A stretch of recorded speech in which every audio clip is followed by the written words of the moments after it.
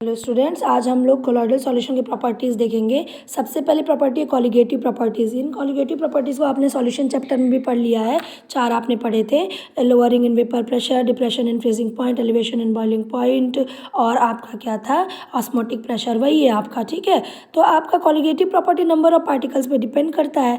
ठीक है, तो कोलॉइडल सॉल्यूशन की जो कॉलिगेटिव प्रॉपर्टीज़ की वैल्यू होती है वो लोअर होती है, क्योंकि कोलॉइडल सॉल्यूशन के पार्टिकल की साइज़ क्या होती है, थोड़ी बड़ी होती है in comparison to true solution. अगर आपने उतना ही मास ट्रू सॉल्यूशन का लिया है, उतना ही मास आपने कोलॉइडल का लिया है, तो आप देखोगे कॉलिगेटिव प्रॉपर्टीज़ की वैल्यू कोलॉइडल के लिए कम होगी और ट्रू सॉल्यूशन के लिए ज़्यादा होगी, क्योंकि कोलॉइडल सॉल्यूशन की पार्टिकल की साइज़ बड़ी होती है। तो आप ऐसे समझो कि उसमें अब 1 किलो संतरा ले लो और 1 किलो रुई ले लो, तो 1 किलो संतरा मास तो दोनों का बराबर है, मगर रुई में आपका ज़्यादा चढ़ेगा।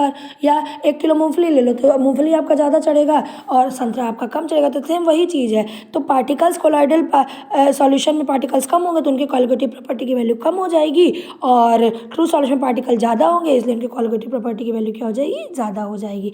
नेक्स्ट है आपका ब्राउनियन मूवमेंट। बहुत इंपॉर्टेंट है, 1 मार्क्स में बार बार पूछ देता है। ब्राउनियन मूवमेंट क्या है? कोलॉइडल पार्टिकल्स का जिगजैग मूवमेंट। कोलॉइडल पार्टिकल्स का क्या है? जिगजैग मूवमेंट, ऐसे ऐसे ऐसे ऐसे।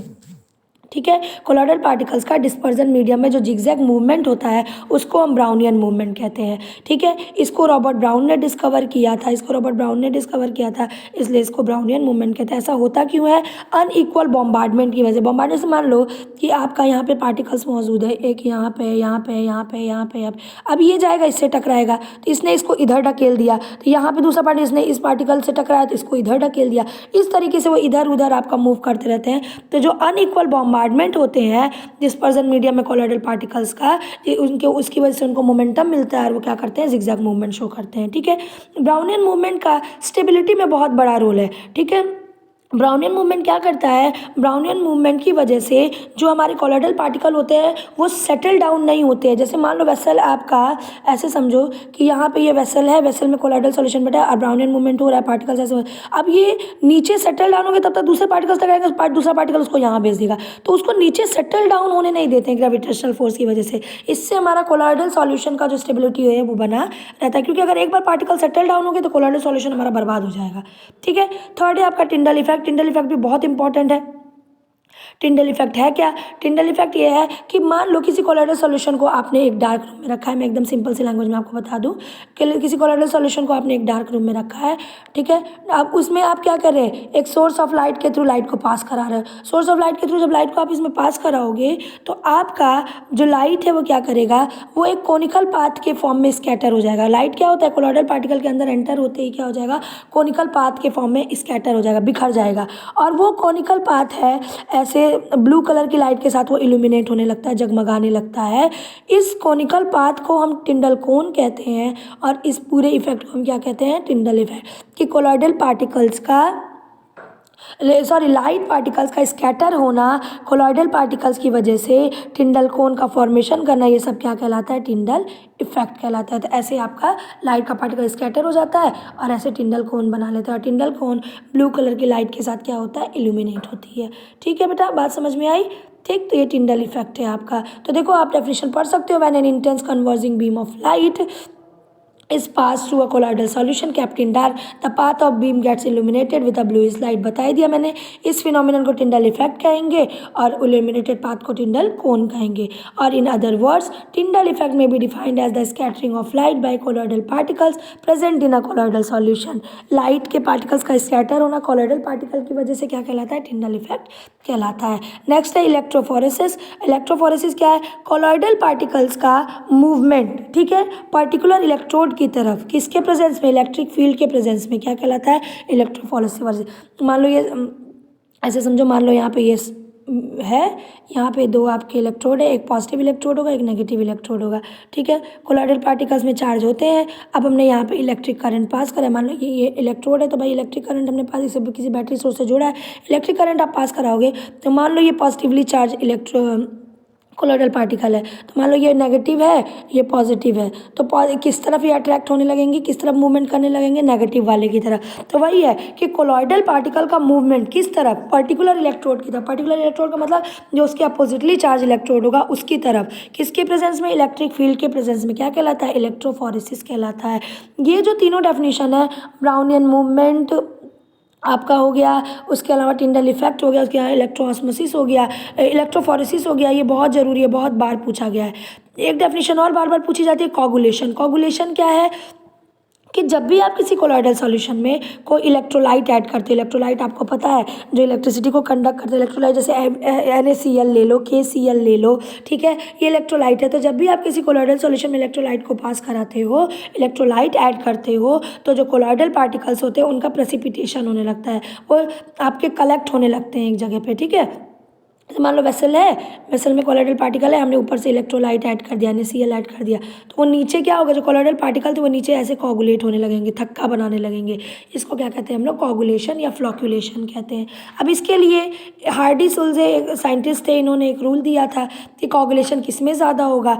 उन्होंने कहा कि जो अपोजिटली चार्ज इलेक्ट्रोलाइट है उसकी वैलेंसी जितनी ज़्यादा होगी आपका कोगुलेशन उतना ज़्यादा होगा। क्या समझो इसका मतलब क्या है, जैसे मान लो वेसल है, वेसल में आपने कोई नेगेटिवली चार्ज इलेक्ट्रोड लिया है, ठीक है, नेगेटिवली चार्ज इलेक्ट्रोड लिया है, जो colloidal particle, sorry negatively charge electrode, negatively charge colloidal particles हैं आपके।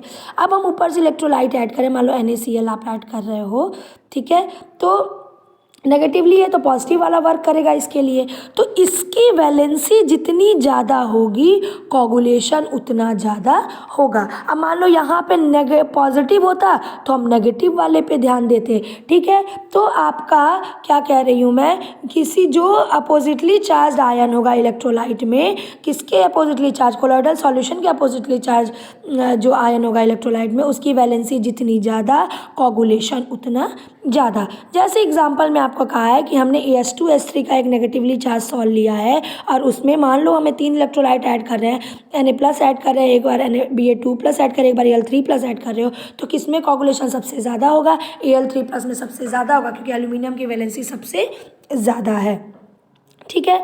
नेक्स्ट आपका हेडिंग है फ्लॉक्यूलेशन वैल्यू। फ्लॉक्यूलेशन वैल्यू क्या है कि आपका इलेक्ट्रोलाइट का वो मिनिमम अमाउंट, ठीक है, किसी कोलॉइडल सॉल्यूशन का कोगुलेशन करने के लिए इलेक्ट्रोलाइट का वो मिनिमम अमाउंट, जितना मिनिमम अमाउंट लेता है वो लगता है, वो उसकी फ्लॉक्यूलेशन वैल्यू कहलाती है। क्या कह रही हूँ, किसी कोलॉइडल सॉल्यूशन का कोगुलेशन कराने के लिए इलेक्ट्रोलाइट का जो मिनिमम अमाउंट लगता है उसको हम क्या कहते हैं, उसका फ्लॉक्यूलेशन वैल्यू कहते हैं, ठीक है। नेक्स्ट आपका है प्रोटेक्टिव कोलॉइड। प्रोटेक्टिव कोलॉइड देखो ज़्यादातर कोगुलेशन लायोफोबिक कोलॉइड में होता है, ठीक है। अब लायोफोबिक कोलाइड में हम क्या ऐड कर रहे हैं, हम इलेक्ट्रोलाइट ऐड कर रहे हैं तो उसका कोगुलेशन हो जा रहा है, तो उसको इलेक्ट्रोलाइट ऐड करने के बाद जो कोगुलेशन हो रहा है उस कोगुलेशन को स्टॉप करने के लिए हम ऊपर से जो लायोफिलिक कोलॉइड ऐड करते हैं उसको हम क्या कहते हैं, प्रोटेक्टिव कोलॉइड कहते हैं।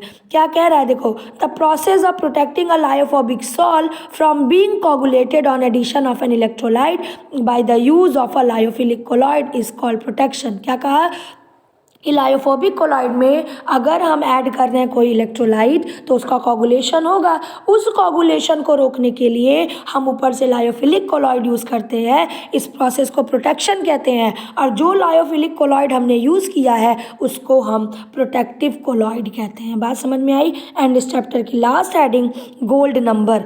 गोल्ड नंबर को जिग्मोंडी ने दिया था। गोल्ड नंबर है क्या कि मान लो कि गोल्ड सॉल हमने 10 ml गोल्ड सॉल लिया है, हमने क्या लिया है 10 ml गोल्ड सॉल लिया है, और 10 ml गोल्ड सॉल में हम 1 ml 10% NaCl सॉल्यूशन डाल रहे हैं। हम 1 ml क्या डाल रहे हैं, 10% NaCl सॉल्यूशन। 10% NaCl सॉल्यूशन का मतलब है कि उसमें 10 ग्राम अगर NaCl है तो 90 ग्राम आपका क्या होगा, वाटर होगा। तो क्या कहा मैंने, 10 ग्राम गोल्ड सॉल में 10 ग्राम गोल्ड सॉल में हम जब 1 ml 10% NaCl ऐड कर रहे हैं तो उसका क्या होगा, कोगुलेशन होगा। उस कोगुलेशन को स्टॉप करने के लिए क्या है आपका जो प्रोटेक्टिव कोलॉइड का मिनिमम अमाउंट लगेगा मिलीग्राम में, वो क्या कहलाएगा, उसका गोल्ड नंबर कहलाएगा।